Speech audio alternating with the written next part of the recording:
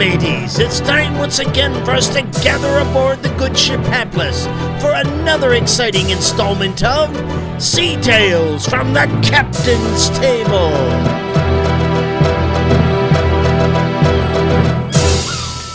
Say there, Uncle Cap'n, has she got a sea tale for me? Why, you know I do, Lil Cap. Have you ever heard tell of Blackbeard? Blackbeard, of course you're referring to Blackbeard the Pirate. From what I've heard, he was a fearsome and notorious one, he was. And you would be right about that, Little Cap. I was a sailing once in the West Indies with a precious cargo of budgies. Budgies? Yes, those little birds known as parakeets. Well, me hold was a full of the little critters. I was en route to Barbados, where they were to be delivered to the owner of Wally's Budgie Emporium. I would assume he was a-planning to sell them as pets to the islanders and visiting tourists. Aye, those budgies are popular in them there parts, no doubt. Well, I was still a good 10 nautical miles from port when suddenly I spied something sinister off the starboard bow. Aye, shiver me timbers, was it Blackbeard the feared pirate? No, it was an albatross. Strange to see one so far north. Well, blow me down, that is curious at that. I took my telescope and followed him in his flight south across the sky. And that's when I saw the thing that gave me a fright. Ah, Blackbeard's pirate ship. Well, the sight of her made my blood run cold. I knew I was in trouble. Blackbeard would no doubt consider a whole shipload of budgies quite a prize indeed. So I turned me sails and began a-heading for a small island in the hopes of freeing myself from his dreaded clutches. Oh, did Blackbeard give you a chase, Uncle Cap'n? Yeah, he did at that. And his being the larger ship, he was a-gaining on me. As he drew closer, I knew I could never make shore in time. Were you prepared to give it a fight? Yeah, it looked like I would have no choice in that matter. But I was armed with nothing more than a flare gun. And that would be no match for my pursuer's 48-pounder cannons, it wouldn't. Aye, outgunned you were then. Yes, and you would be right about that. And as soon as that pirate ship got within range, he began a-firing on me. Fired several rounds right at me. But miraculously, not one hit its mark. In fact, those cannonballs missed me completely, they did. Oh, what did you do next? Well, it was obvious I wasn't a-going to outrun him, and to turn and fight would be suicidal. And of course, his cannons weren't likely to miss me forever.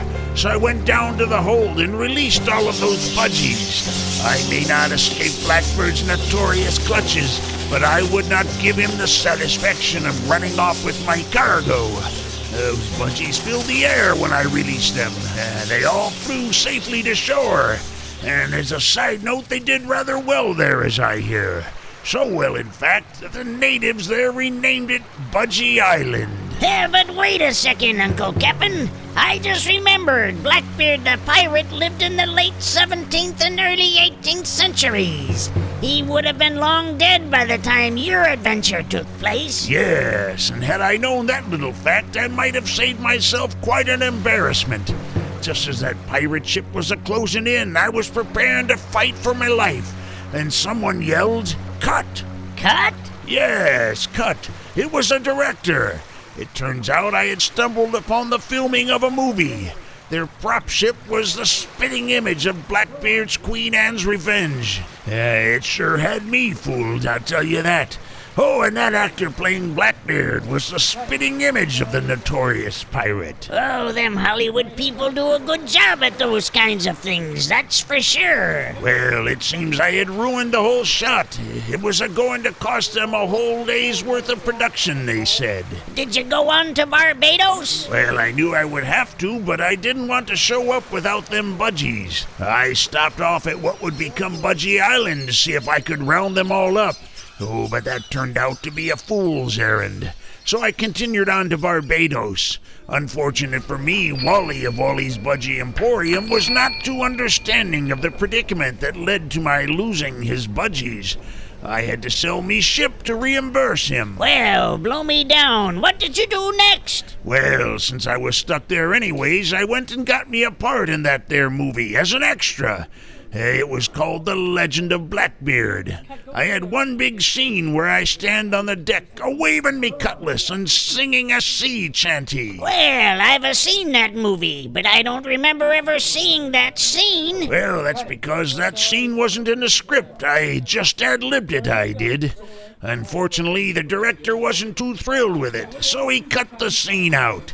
It cost him another day's production, I hear. So you didn't make it into the movie then? Oh, no, I did.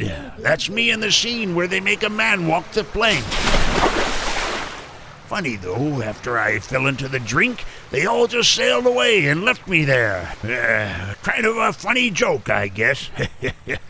Well, we've got a full day of sailing to do tomorrow. You'd better get yourself some rest there, Lil Cap. Aye, aye, Uncle Cap'n, and a good night to ya. And a good night to you, too, Lil Cap. And a good night to you, Blackbeard. And to you, Moby Richard, wherever you may be.